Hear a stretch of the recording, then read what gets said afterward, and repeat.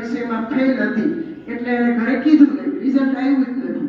Fail હોય છતાં આપણે પણ એક ફરજ છે કે આટલો ટાઈમ થઈ ગયો તો તને રિઝલ્ટ તો આવ્યું જ હશે. કદાચ ના પાડે તો વર્ગ શિક્ષકનો કોન્ટેક્ટ કરો, રિઝલ્ટ નો આવે. આ બાબતની થોડીક આપણે કાળજી રાખશું. હવે અહીંયા મળવાનું જ્યારે ચાલુ આપણે કરશું ને એટલે વધારે પડતા દીકરીઓને છે ને મોબાઈલમાં બહુ રસ હશે. તમારી પાસે પહેલા જ મોબાઈલ લઈ લેશે, એક સેલ્ફી પાડશે, બે ચાર બીજાને ફોન કરશે, કારણ કે કેટલા દિવસથી અળગો મોબાઈલ થઈ ગયો છે. અને હોસ્ટેલમાં અમુક નથી પુરવવાના કારણે અમારા તારણ માર્ગદર્શક એવા અમારા પૂજ્ય બેન, આમ તો ઘણો બધો સમય થઈ ગયો છે.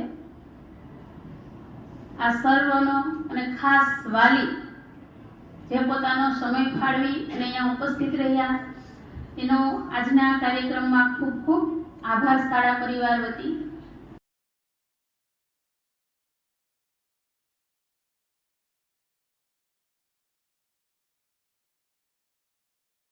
વિદ્યાર્થીઓની માહિતી આપે છે. ત્યાર પછી આ પ્રોજેક્ટ છે એ સક્સેસ થયો અને મોદી સાહેબને એવો વિચાર આવ્યો કે ગુજરાતનું બાળક મધ્યપ્રદેશ કે મહારાષ્ટ્ર કે દિલ્હીમાં જાય તો એને પાછા નવા આઈડી જનરેટ કરવા પડે, નવી માહિતી એડ કરવી પડે, એ ગુજરાત પૂરતી હોય છે.